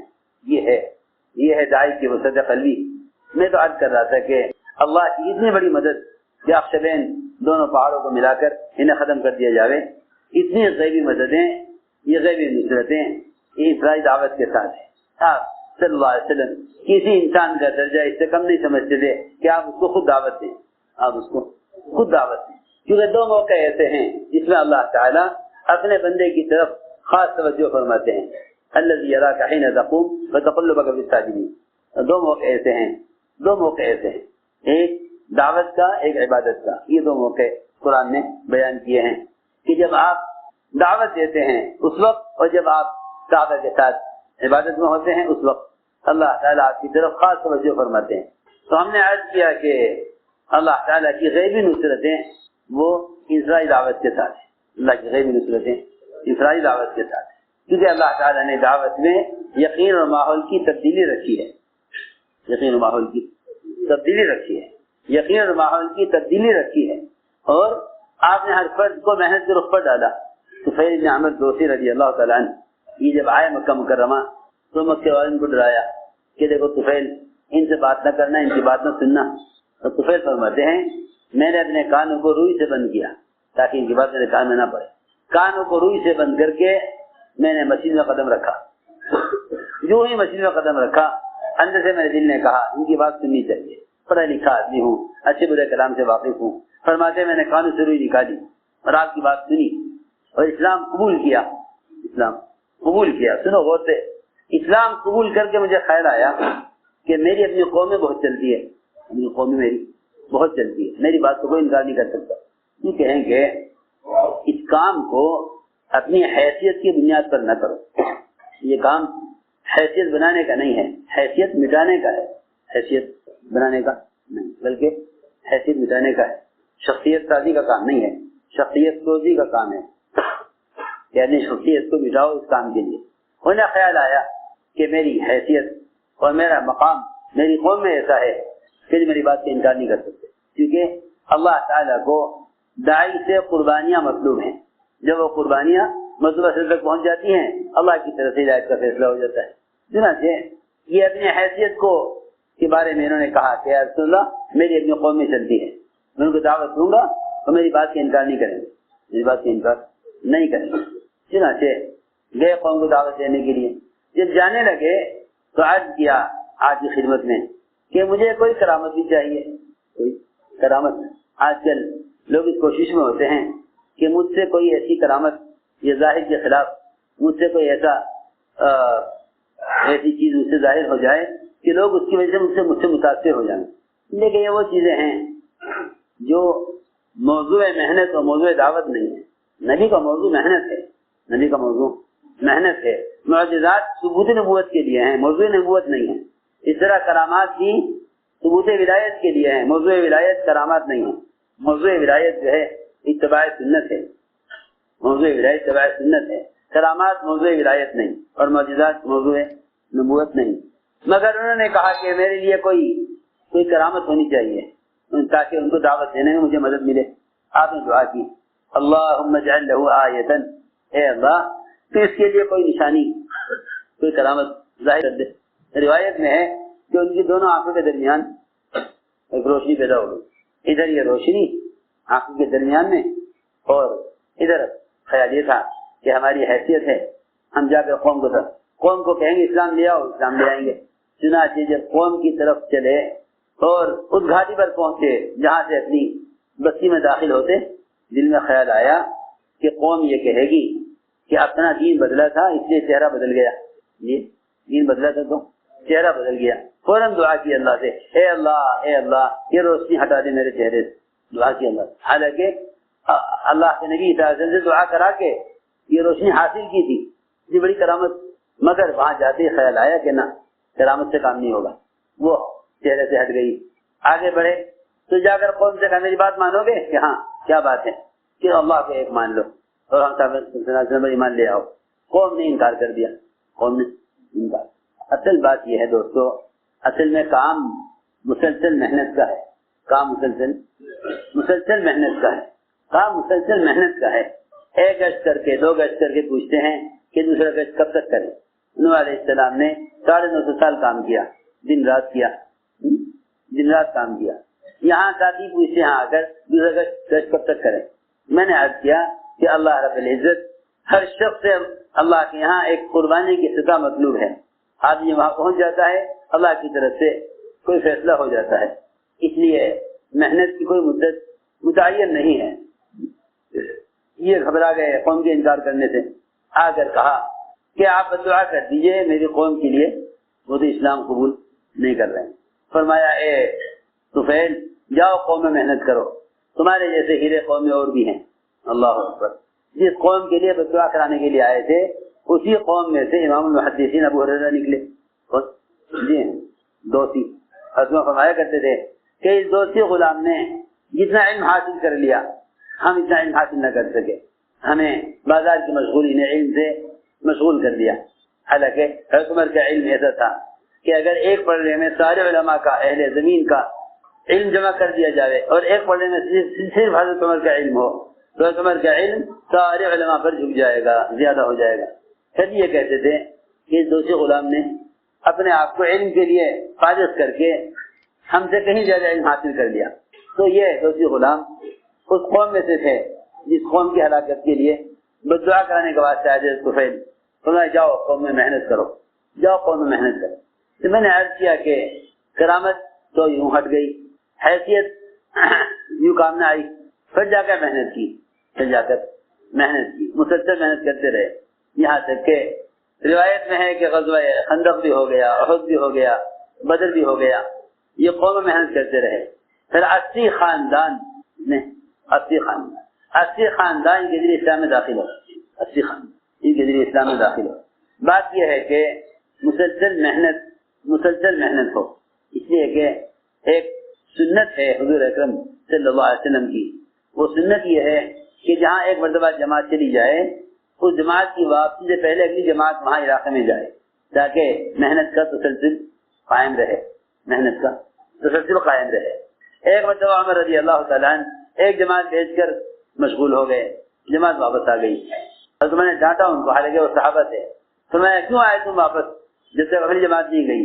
انہوں نے کہا عمر تم نے تو حضور اکرم صلی اللہ علیہ وسلم کا طریقہ چھوڑ دیا اور تم نے تو وہ سنت چھوڑ دی جس کا اللہ کے نبی نے ہمیں حکم دیا تھا کہ ایک جماعت کسی علاقے میں جائے تو واپس نہ آئے جب تک اگلی جماعت نہ پہنچ جائے۔ ہم کب تک انتظار کرتے، آپ نے جماعت بھیجی نہیں اگلی، ہم انتظار کر کے واپس آ گئے۔ میں نے عرض کیا کہ مسلسل جوہد ہے، مسلسل محنت ہے۔ اس میں سب سے بنیادی بات یہ ہے کہ حضور اکرم صلی اللہ علیہ وسلم کے دعوت کے مزاج پر آؤ۔ آپ کے دعوت کے مزاج میں سب سے اہم چیز عمومیت ہے۔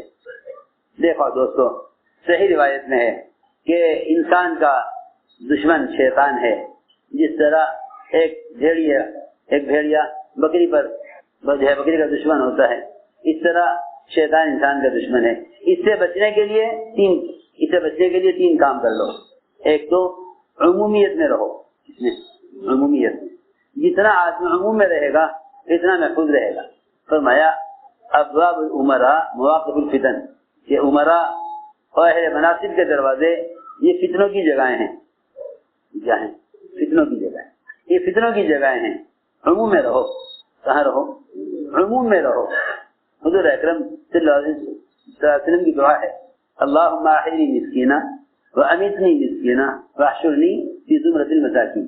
حیات، ممات اور حشر میں اٹھنا، ان سب کو آپ مساکین کے ساتھ جاتے ہیں، میں نے عرض کیا ہے روایت میں 3 باتیں عجیب فرمائی کہ فتنوں سے بچنے کے لیے 3 کام کر لو۔ ایک تو عموم میں رہو اور ایک جماعت کے ساتھ چمٹ کر رہو، جماعت سے جدا مت ہو، جماعت کے ساتھ چمٹ کر رہو۔ اور تیسری بات یہ فرمائی کہ اپنے آپ کو مسجد کا پابند بنا لو۔ صحیح حدیث ہے کہ اگر ایسا کرو گے، 3 کام کر لو گے، عموم میں رہو اور جماعت کے ساتھ چمٹ کر رہو اور مسجد والا بند کر رہو، تو تم فتنوں سے محفوظ رہو گے۔ اور واقعی اندازہ ہوا کہ جو لوگ ان انفرادی دعوت اسلام کو مشغول نہیں رکھتے وہ کسی فتنے کا شکار ہو جاتے ہیں، یا ان کو خدشات گھیر لیتے ہیں، اگر ہم نے اس وقت یوں کیا تو یوں ہو جائے گا، لہٰذا ابھی کام نہ کرو، ابھی کام نہ کرو۔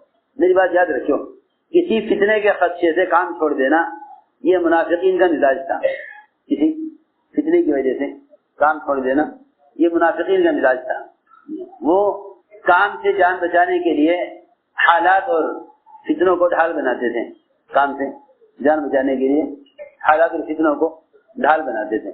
وَمِنْهُمْ مَن يَقُولُ اُذِّن لِّي وَلَا تَفْتِنِّي، ایسے بھی تھے منافقین میں جو کہتے تھے کہ یہ روم کی طرف جانا، یہ تو وہاں کے حسن و جمال اور وہاں کی لڑکیوں کو دیکھ کر ہم کسی فتنے میں مبتلا نہ ہو جائیں، لہذا آپ ہمیں اس وقت نہ بھیجیے۔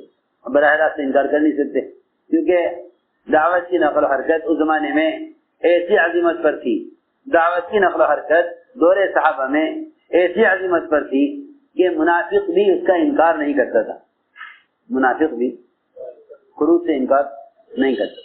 منافقین کے اعزاز سے ملیں گے، انکار کہیں نہیں ملے گا۔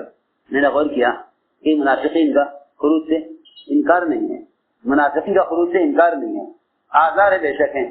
آپ دیکھیں گے قرآن منافقین کے بہت سے مواقع پر جھوٹے اعذار سے قرآن بھرا ہوا ہے۔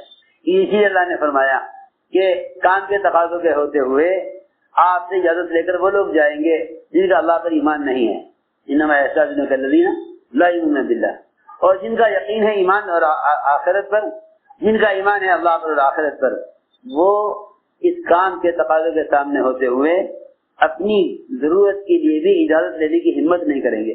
لا یستأذنک الذین یؤمنون باللہ، انما یستأذنک الذین لا یؤمنون باللہ، وہ لیں گے اجازت جن کا اللہ پر ایمان نہیں ہے، وہ کہیں گے جی ہمیں تو فلاں تقاضا ہے، فلاں پریشانی ہے، فلاں فتنہ آ گیا ہے، لہٰذا ہمیں آپ اجازت دیجیے، ہم کام نہ کریں۔ یہ سی عجیب بات ہے۔ تو انہوں نے کہا کہ روم کا یہ رخ، وہاں کا حسن جمال، ایسا نہ ہو ہم فتنے میں پڑ جائیں، لہٰذا آپ اجازت دیجیے کہ ہم مدینے میں رہیں، ہم اس وقت پر نہ جائیں۔ اللہ تعالیٰ نے فرمایا الا فی الفتنۃ سقطوا، ارے غور سے سنو، ارے غور سے سنو، یہ تو فتنے میں پڑ گئے، یہ تو فتنے میں پڑ گئے۔ جنہوں نے کسی فتنے کی وجہ سے کام چھوڑ دیا وہ خود فتنے میں پڑ گئے۔ کام چھوڑنا فتنے کا علاج نہیں ہے، کام کا مواصلہ فرماتے تھے جو فتنے صدیوں میں آنے والے تھے، اگر تم نے کام چھوڑ دیا تو جو فتنے صدیوں میں آنے والے ہیں وہ فتنے مہینوں میں آئیں گے، فتنے مہینوں میں آئیں گے۔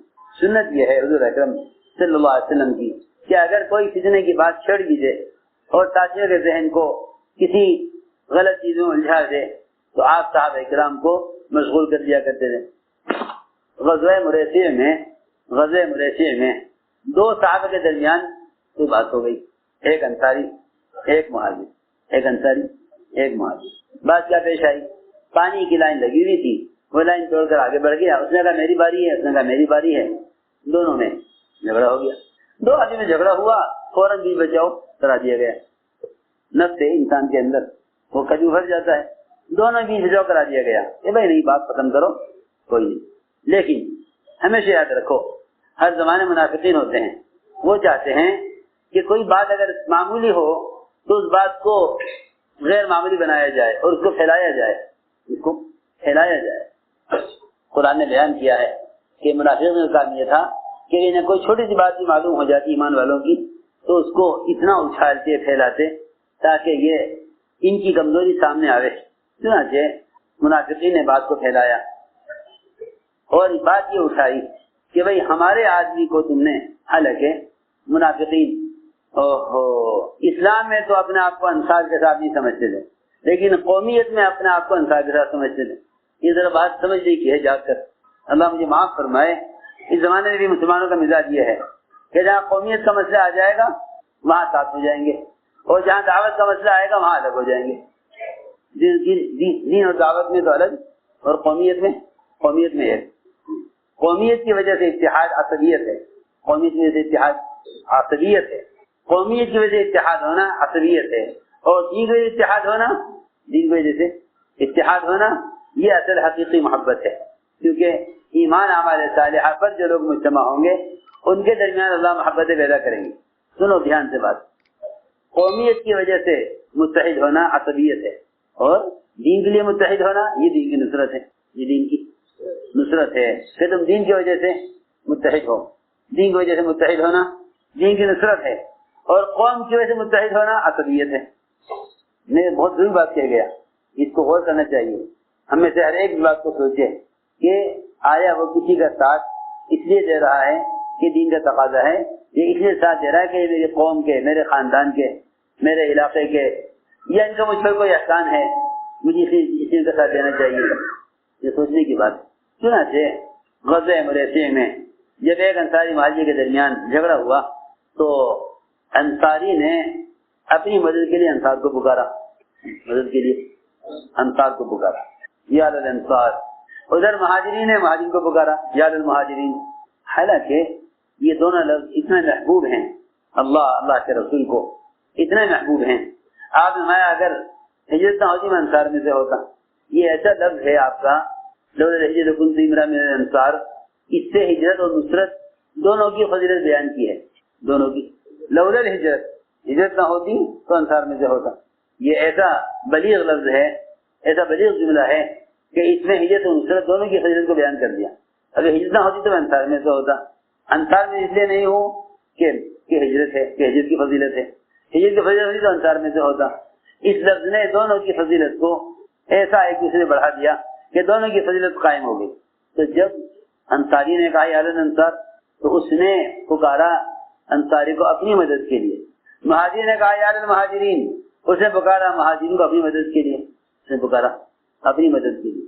یہی لفظ یا الانصار یہ آپ نے پکارا احد کے میدان میں دین کی مدد کے لیے، تو انصار جمع ہو گئے، انصار آسرا جمع ہو گئے۔ یہی لفظ انصاری نے پکارا اپنی مدد کے لیے، تو آپ نے فرمایا یہ تو بڑا بدبودار لفظ ہے، یہ تو بڑا، یعنی آپ دیکھیں نا روایت، انصاری نے کہا یا الانصار، فرمایا بدبودار لفظ ہے، اور یہ زمانے جاہلیت کی پکار ہے۔ زمانے جاہلیت میں کہا انصار نے فرمایا کہ یہ زمانے جاہلیت کی پکار ہے، زمانے جاہلیت کی پکار ہے، اور یہ بڑا بدبودار لفظ ہے۔ معلوم ہوا کہ جب اپنی ذات کے لیے پکارا، اپنی مدد کے لیے، تو یہ لفظ بدبودار ہو گیا، اور یہی لفظ پکارا گیا دین کی خدمت کے لیے، تو یہ لفظ اللہ تعالیٰ کے ہاں محبوب ہو گیا۔ عجیب واقعات ہیں یہ، اس سے ہمیں اصول ملتے ہیں کہ ہم ایک دوسرے کی مدد، ایک دوسرے کا ساتھ کس بنیاد پر دیں۔ اگر دین کے لیے حمایت کرو گے تو امت مجتمع رہے گی، اور اگر کسی کی ذات کے لیے حمایت کرو گے تو گروپ بنیں گے۔ بھائی آپ کس کے ساتھ ہیں؟ ہم ان کے ساتھ، ہم ان کے ساتھ ہیں۔ کیوں کہ ہمارا ذاتی تعلق ان سے ہے۔ نماز ایک ایسا فریضہ ہے جس میں سارے تعلقات کو منقطع کر کے اللہ کے سامنے سب کو ایک صف میں جمع ہونا ہے۔ یہ کہہ نہیں سکتے کہ یہ مسجد آپ کی ہے، مسجد ہماری ہے۔ جب مسجد کے اندر کی صفیں نہیں تقسیم ہو سکتی، مسجد کے اندر کی صفیں نہیں تقسیم ہو سکتی تو مسجد تقسیم ہو سکتی؟ بولو کہ مسجد کے اندر کی صفیں تقسیم نہیں ہو سکتی۔ صف اول کی فضیلت ایسی بتائی سب کو کہ ایک فقیر، ایک غریب، مالدار، ایک عالم، ایک جاہل، ہر ایک کے لیے صف اول کی فضیلت۔ آپ نے فرمایا اگر تم جان لو صف اول میں کیا ہے تو تم آپس میں ایک دوسرے کا مقابلہ کرو اور ایک دوسرے سے لڑو صف اول میں پہنچنے کے لیے۔ تمہارے درمیان تلواریں چلیں کہیں کے لیے؟ صف اول میں جگہ لینے کے لیے۔ اگر جان لو تو صف اول میں کیا ہے، کیا مقصد تھا اس سے؟ اس کا مقصد یہ تھا کہ اللہ تعالیٰ کے سامنے دعوت اور عبادت میں بلا تفریق جمع ہو جاؤ، بلا تفریق جمع ہو جاؤ۔ دعوت اور عبادت یہ دو ایسے کام ہیں کہ جس میں امت سے بلا تفریق جمع ہونا چاہیے۔ ہم تجارت فلاں سے کرتے ہیں، فلاں کے ساتھ نہیں کرتے، تمہیں اختیار ہے۔ ہم شادی فلاں قبیلے میں کرتے ہیں، فلاں قبیلے میں نہیں کرتے، تمہیں اختیار ہے۔ ہم سبب فلاں کے ساتھ کرتے ہیں، فلاں کے ساتھ نہیں کرتے، تمہیں اختیار ہے۔ لیکن دعوت اور عبادت یہ دو ایسی چیزیں ہیں کہ اگر اس میں قوم کے اعتبار سے جمع ہوئے تو امت بکھر جائے گی، اور اگر اس میں بے اعتبار دعوت کے مجتمع رہے اور عبادت میں اللہ تعالیٰ کے حضور میں بغیر تفریق کے جمع ہو گئے تو امت مجتمع رہے گی۔ یہ میں عرض کرنا چاہتا ہوں۔ چنانچہ حضور اکرم صلی اللہ علیہ وسلم نے غزوہ مریسی میں اپنے صحابہ کے ذہن کو اس فتنے سے ہٹانے کے لیے چلایا، سارا دن چلایا، پھر ساری رات چلایا، پھر سارا دن چلایا، پھر ساری رات چلایا۔ تیسرے دن جا کر دوپہر کو سخت گرمی میں قیام کی اجازت ملی۔ صحابہ اتنے تھک گئے تھے کہ اونٹ سے اترنے کی ہمت نہیں تھی، ایسے بدن شل ہو گئے تھکان سے کہ صحابہ اونٹ سے اترنے کی ہمت نہیں تھی۔ صحابہ ریت پر اونٹوں سے گرے اور گرم ریت پر لیٹ کر سو گئے۔ گرم ریت، دھوپ کا وقت، گرم ریت پر لیٹ کر سو گئے، اتنے تھکے ہوئے تھے کہ اونٹ سے اترنے کی ہمت نہیں تھی۔ روایت میں ہے اونٹوں سے گرے نیچے اور ریت پر لیٹ کر سو گئے۔ آپ نے اس لیے کیا تاکہ جو بات ہمارا موضوع نہیں ہے اس سے اپنے صحابہ کے ذہن کو ہٹانا ہے۔ یہ ہمیں اصول ملا کہ جب تم دیکھو کہ کوئی بات کام کے موضوع سے ہٹ کر آ گئی ہے تو تم اپنے کام کی مشغولی کو بڑھا دو. اور میں سمجھتا ہوں کہ سارے فتنے اس لیے پیدا ہوئے کہ جو اصل کام تھا اجراء دعوت، جس میں اللہ تعالیٰ کی طرف سے غیبی مدد تھی، ساتھیوں نے اس کو اہمیت نہیں دی. اس کو اہمیت نہیں دی. غیر اہم کیا بلکہ جو چیز موضوع ہی نہیں ہے ہمارا اس کو تو اہمیت دے دی، اور جو اصل کام تھا اس کو چھوڑ دیا. تو ساری بات کا خلاصہ یہ ہے کہ اللہ تعالیٰ کی غیبی نصرتیں وہ انفرادی دعوت کے ساتھ ہیں. غیبی نصرتیں انفرادی دعوت کے ساتھ. یہ سارے واقعات اس لیے بیان کیا کرو تاکہ خود ہمارے دل میں دعوت پر آنے والی غیبی مددوں کا خود یقین پیدا ہو. اس لیے کہ اس یقین سے احتساب پیدا ہوگا اور اللہ تعالیٰ اپنے بندے کے گمان کے ساتھ ہیں. تم جیسا اللہ سے گمان کرو گے اللہ تمہارے ساتھ ویسا ہی معاملہ کریں گے. اللہ کے ساتھ جیسا گمان ہوگا ویسا ہی اللہ کی طرف سے ایسا ہی معاملہ ہوگا. اس لیے اس کام میں آگے بڑھنے کے لیے ہر ایک کے پاس ہر ایک کے لیے میدان محنت ہے. کسی کا آگے بڑھنا پیچھے ہٹنا کسی کی ذات پر موقوف نہیں ہے. لوگ شکایت کرتے ہیں انہوں نے ہمیں پیچھے کر دیا. لوگ شکایت کرتے ہیں فلاں کو آگے بڑھا دیا اور شکایت کرتے کہ فلاں کو پیچھے کر دیا. ہائے تم کوئی جنازے ہو کہ تمہیں کوئی آگے بڑھا دے تمہیں کوئی پیچھے ہٹا دے. وہ تو جنازے کے بارے میں ہے کہ جنازہ کہتا ہے قدیمونی مجھے آگے بڑھاؤ. وہ بھی اگر نیک ہو تو نیک جنازہ بھی خود نہیں چلتا. نیک جنازہ کہتا ہے کہ مجھے آگے بڑھاؤ. وہ اس لیے کہتا ہے کہ اس میں خود چلنے کی صلاحیت نہیں ہے. خود چلنے کی صلاحیت نہیں ہے. بادشاہ کا جنازہ ہو یا فقیر کا وہ لوگوں کے کندھوں پر ان کی مدد سے پہنچایا جاتا ہے. کسی کا بھی جنازہ ہو کہ وہ لوگوں کے سہارے سے چلتا ہے. اس لیے لوگوں کے سہارے سے چلنا یہ اپنے اندر چلنے کی استعداد نہ ہونے کی علامت ہے. کیونکہ مخلصین وہ ہوتے ہیں جو کسی کے پوچھے جانے کے منتظر نہیں ہوتے. کوئی ہمیں پوچھے مخلصین وہ نہیں ہوتے جو پوچھے جانے کے منتظر ہوں. جی ہاں اس لیے فرمایا کہ اپنے آپ کو اپنی ذمہ داری کے ساتھ لے کر چلو. فرمایا لا تکونوا امعاء کہ امعاء نہ بنو. پوچھا گیا ابن مسعود رضی اللہ تعالیٰ عنہ سے کہ امعاء کیا ہے. فرمایا کہ امعاء یہ ہے کہ بھائی لوگ اگر حق پر ہیں تو میرا حق پر ہوں گے اور لوگ اگر باطل پر ہوں گے تو میرا باطل پر ہوں گے. ہم تو لوگوں کے ساتھ ہیں. ہم تو لوگوں کے ساتھ ہیں. نہیں بلکہ حق کو خود سمجھنا چاہیے اور خود اپنی ذات سے حق پر قائم ہونا چاہیے. اس لیے اس کام میں آگے بڑھنا ہر آدمی کا اپنا میدان محنت ہے. جس طرح پرندہ فضا میں اپنے پروں سے ترقی کرتا ہے اپنے پروں سے ترقی کرتا ہے اور وہاں کوئی اس کو سہارا نہیں دیتا. بالکل دعوت کے ساتھ ہجرت اور نصرت یہ دو بازو ہیں. ہر آدمی اپنی کوشش سے آگے بڑھے ان ضابطوں پر آئے جن پر اللہ تعالیٰ کی طرف سے قبولیت کے فیصلے ہوتے ہیں.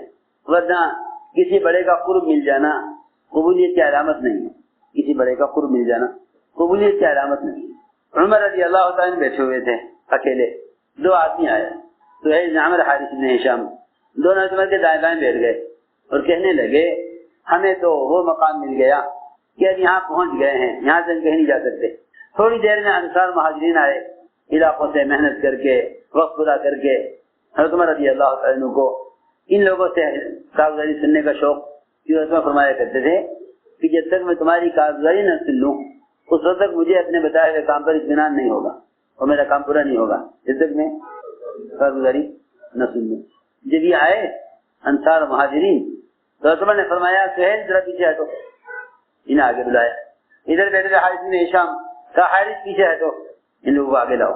انہیں برا لگا, خیر پیچھے ہٹ گئے. ذرا پیچھے ہٹے تھے اور لوگ آگے. انہوں نے کہا بھائی صاحب آپ کون ہیں, کہاں سے آئے؟ اس لیے کہ کام کے میدان میں تو تھے نہیں, نہ خروج میں نہ گشت میں نہ ملاقاتوں میں نہ کام کے تقاضوں میں, کہیں بھی نہیں. تعلق ہے حضرت عمر سے. دیکھو تو صحیح اس زمانے میں امیر المؤمنین سے تعلق کے باوجود پیچھے ہٹنا پڑا. آج اس زمانے میں اگر کوئی کام سے ہٹ کر ذاتی تعلقات کی وجہ سے آگے بڑھنا چاہے تو کہاں گنجائش ہوگی؟ عجیب قصہ ہے. دونوں پیچھے ہٹ گئے اور آئے انصار مہاجرین, ہر ایک آگے ان کے پیچھے ہٹا گئے یہاں تک کہ یہ دونوں کمرے سے باہر نکل گئے. کمرہ خالی ہو گیا, کمرہ بھر گیا ان سے آنے والوں سے. یہ دونوں باہر نکل گئے. باہر نکل کر کہا ایک دوسرے سے دیکھو آج ہمارے ساتھ کیا ہوا, ہم کہاں تھے اور ہم یہاں سے باہر نکال دیے گئے, یہاں سے باہر نکال دیے گئے. لیکن وہ بھی اس زمانے کے لوگ تھے، صاف دل تھے، اپنے آپ کو متہم کرتے تھے، اپنی خطا مانتے تھے کہ غلطی ہماری ہے، غلطی ہماری ہے۔ تو حدیث میں فرمایا کلکم خطاؤن، تم سب خطا کار ہو۔ اس لیے کسی کو کہنے کا حق نہیں ہے کہ ہماری تو غلطی تھی نہیں، غلطی تو ان کی ہے، اس کی گنجائش نہیں ہے، کیونکہ روایت نے فرمایا کلکم خطاؤن، سب خطا کار ہے۔ دوسرے نے جواب دیا کہ امیر پر اس کے الزام نہیں ہے، یہ نے ہمیں نکالا ہے، اس کا الزام تو ہمارے اپنے اوپر ہے، کیونکہ جو آگے بڑھ گئے وہ میدان میں محنت میں آگے تھے، ہم میدان میں محنت میں آگے نہیں تھے، ہم پیچھے ہٹ گئے۔ جب تمام لوگ چلے گئے، کمرہ خالی ہوا، یہ دونوں آئے عمر کے پاس، امین ہمارے ساتھ آج کیا ہوا؟ حضرت عمر نے فرمایا دیکھو بات یہ ہے کہ دعوت کے تقاضے تو سب پر پیش کیے جاتے ہیں، ان لوگوں نے تقاضے پورے کیے یا آگے بڑھ گئے، تمہیں تقاضے پورے نہیں کیے، تم پیچھے رہ گئے۔ دونوں نے کہا امین یہ بتائیے ہمارا ان کا ساتھ کیسے ہو سکتا ہے، ہمارا ان کا ساتھ کیسے ہو سکتا ہے؟ حضرت عمر نے فرمایا کہ تم دونوں ابھی فلاں فلاں ملک میں چلے جاؤ اور وہاں کام کرتے رہو یہاں تک کہ اسی ملک میں تم مر جاؤ کام کرتے کرتے، واپس نہ آؤ، واپس نہ آؤ۔ مجھے امید ہے اگر تم نے ایسا کر لیا تو شاید تمہارا حشر ان کے ساتھ ہو جائے، لیکن دنیا میں تو ساتھ ہو نہیں سکتا، دنیا میں ساتھ نہیں ہو سکتا، کیونکہ یہ سبقت لے گئے، یہ کام میں سبقت لے گئے، تم پیچھے رہ گئے، دنیا میں ساتھ نہیں ہو سکتا۔ ہاں یہ ہو سکتا ہے کہ تم دونوں فلاں فلاں ملک میں چلے جاؤ، وہاں کام کرتے کرتے اس ملک میں دفن ہو جاؤ، تو پھر ممکن ہے کہ حشر تمہارا ان کے ساتھ ہو جائے، لیکن دنیا میں ساتھ ہو جائے یہ نہیں ہو سکتا۔ اس لیے میں نے عرض کیا کہ یہ کام دنیا کا کام نہیں ہے کہ آدمی کسی نہ کسی کے تعلق سے آگے بڑھ جائے، یہ اس کا اللہ کے درمیان کا معاملہ ہے، اس کے اللہ کے درمیان کا معاملہ ہے، یہ تو اس سے اللہ کے درمیان کا معاملہ ہے، اس لیے اپنے آپ کو اللہ کے یہاں قبول کرواؤ۔ قبولیت کے لیے قربانیاں اور قبولیت کے لیے صفات قبولیت یہ اثر ہے۔ میں سچی بات ہے، پہلے ہمارا اللہ کا تعلق بگڑے گا، پھر ہمارا مخلوق کا تعلق بگڑے گا، سارا بگاڑ آپس کا اللہ کی ذات کے ساتھ تعلق کے بگڑنے کی وجہ سے ہے۔ اس لیے ہمیں اپنی محنت کے رخ کو بدلنا چاہیے اور محنت کے سطح میں آگے بڑھنا چاہیے، محنت کے سطح میں آگے بڑھنا چاہیے۔ جتنا انفرادی دعوت کا اشتغال ہوگا اتنا ہی اللہ تعالیٰ کی طرف سے غیبی مددیں اور نصرتیں ہوں گی۔ یہ میں شروع سے یاد کرنا چاہتا ہوں کہ کام بہت سادہ ہے، اس کی سادگی کی وجہ سے اس کا استحقاق، اس کا ہلکاپن پیدا نہ ہو، بلکہ شروع سے یاد کر رہا کہ اللہ تعالیٰ کی غیبی مددوں کا ضابطہ ہے دعوت، اللہ کی غیبی مددوں کا ضابطہ ہے دعوت۔ اجتماعی طور پر مسلمان اسلام پر قائم رہے اور باطل اسلام کے مقابلے میں ناکام ہو، اس کے لیے دعوت شرط ہے، اس کے لیے دعوت شرط ہے، کیونکہ اللہ نے قرآن میں اسی طرح فرمایا ان تنصروا اللہ ینصرکم ویثبت اقدامکم، تمہارے قدموں کو دین پر جما دیں گے سارے باطل کے مقابلے میں، اگر تم اس کے دین کی نصرت پر ہو، اگر تم اس کے دین کی نصرت پر ہو، اور اگر تم اس کے دین کی نصرت چھوڑ دو گے تو اسے تمہاری ضرورت نہیں ہے، اسے تمہاری ضرورت نہیں ہے۔ یستبدل قوما غیرکم، اللہ تمہیں ہٹا کر دوسروں کو لائیں گے، تمہیں ہٹا کر دوسروں کو لائیں گے۔ الا تنصروه فقد نصره، الا تنصروه فقد نصره اللہ، اگر تم ہی مدد کرو گے نبی کی تو اللہ براہ راست مدد کرنے والے ہیں، اللہ براہ راست۔ سوچنے کی بات ہے، آپ صلی اللہ علیہ وسلم کو ازواج مطہرات نے شہد پینے سے روکا، آپ کو ازواج مطہرات نے شہد پینے سے روکنا چاہا حضرت زینب کے یہاں، تاکہ آپ زینب کے یہاں زیادہ تاخیر نہ کریں ہر ایک کو، اور وہی محبت میں روکا، وہ بھی محبت میں روکا۔ عجیب بات ہے، آپ کو شہد پینے سے ازواج مطہرات نے محبت میں روکا کہ آئندہ آپ زینب کے یہاں شہد نہ پیئیں۔ اس کے لیے حضرت حفصہ حضرت عائشہ نے دونوں نے مل کر ایک اسکیم بنائی کہ بھئی آئندہ آپ شہد نہ پیئیں، تو اللہ تعالیٰ نے فرمایا کہ اگر یہ دونوں عائشہ حفصہ رضی اللہ عنہما یہ آپ کے شہد پینے کے خلاف کوشش کریں تو آپ فکر نہ کریں، کیونکہ اللہ آپ کی مدد کے لیے، اللہ آپ کی مدد کے لیے، اللہ آپ کی مدد کے لیے، اور جبرائیل آپ کی مدد کے لیے، اور سارے ایمان والے آپ کی مدد کے لیے، اور اس کے بعد سارے فرشتے وہ آپ کی مدد کے لیے آپ کے ساتھ۔ اب تو اندازہ کریں، آپ 4 قسمیں اللہ نے مدد کی بیان کی۔ اگر آپ کے شہد پینے کے خلاف آپ کی عائشہ اور حفصہ رضی اللہ عنہما آپ کے شہد پینے کے خلاف کوشش کریں تو پھر اللہ آپ کے مددگار، ان اللہ ہوا مولا و جبرائیل، مساجد المؤمنین والملائکۃ بعد ذلک ظہیر. میں سوچ ہی پڑ گیا کہ جب شہد پینا کوئی آپ کی بحثت کا مقصد نہیں، جب اس کے خلاف آپ کی ازواج مطہرات نے آپ کی محبت میں اس کے خلاف کوشش کی، اللہ تعالیٰ کی اتنی مدد آپ کے ساتھ ہو گئی. اللہ کی مدد آپ کے ساتھ، اللہ آپ کے ساتھ، جبرائیل آپ کی مدد کے لیے، اور سارے ایمان والے، سارے فرشتے. تو جس کام کے لیے آپ کو بھیجا گیا ہے، اگر کوئی آپ کے اس کام کی مخالفت کرے تو پھر بتاؤ اللہ کی کتنی بڑی مدد آپ کے ساتھ ہوگی. سوچنا چاہیے. جو آپ کی بحثت کا مقصد نہیں شہد کا پینا، جب اس کے خلاف کوشش میں اللہ کی ایسی مدد آپ کے ساتھ. اس لیے اس زمانے میں لوگوں کا تاثر یہ ہے کہ یہ مدد کے واقعات اس زمانے کے ہیں، حالانکہ صحابہ کی مدد صحابی ہونے کی وجہ سے نہیں ہے، صحابی کی مدد صحابی ہونے کی وجہ سے نہیں ہے. ورنہ بعض روایتوں میں تو ایک مومن کی مدد 10 صحابہ کے بقدر، اور ایک مومن کو اجر 50 صحابہ کے بقدر.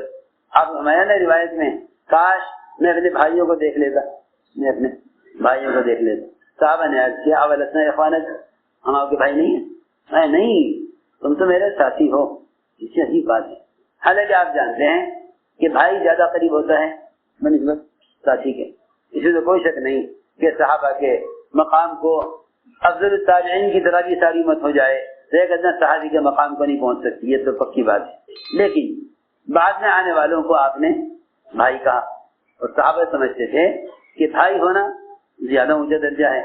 اسے صحابہ نے کہا ولسنا اخوانک، کیا ہم آپ کے بھائی نہیں ہیں؟ میں نہیں، تم میرے ساتھی ہو. میرے بھائی تو وہ ہیں جو تمہارے بعد آئیں گے، میرے بھائی وہ ہیں جو میرے بعد آئیں گے، جو مجھے نہیں دیکھا ہوگا، میرے بھائی ہوں گے. تو آپ بعد والوں کو بھائی کہہ رہے، اور قرآن نے تو کھول کے کہا ہے کہ ہم قیامت تک مدد کریں گے ایمان والوں کی، جس طرح ہم نے مدد کی ہے رسولوں کی. قیامت تک مدد کریں گے ایمان والوں کی. اس لیے میرے دوستوں عزیزوں، ان واقعات کا بیان کرنا اپنے اندر یعنی دعوت کی عظمت اور اس کی اہمیت کو تازہ کرنے کے لیے، اور یہ غیب الصدق کے ضابطے امت کو بتانے کے لیے ہیں. میں اس لیے کہہ رہا تھا کہ صحابہ کے واقعات صرف صحابہ کے تعارف کے لیے نہیں ہے، بلکہ صحابہ کے غیب الصدق کے واقعات امت کو مدد کے ضابطے بتانے کے لیے ہے. امت کو مدد کے ضابطے بتانے کے کیا مدد کے ضابطے ہیں. اس لیے میرے دوستوں عزیزو، یہ عزم کرو کہ انشاءاللہ ہمیں استقامت کے ساتھ اس کام کو عزیمت کے ساتھ اور کام کی سطح کو آگے بڑھاؤ. ہمارے ایسا کا ملفوظ ہے، اگر ہر سال 4 مہینے چھپا ہوا ہے ملفوظ، ہر سال 4 مہینے اس کام کے لیے فارغ کرنے کو اپنا معمول نہیں بناؤ گے، اپنا جزو زندگی نہیں بناؤ گے تو ایمان کی حلاوت نہیں چکھ سکتے.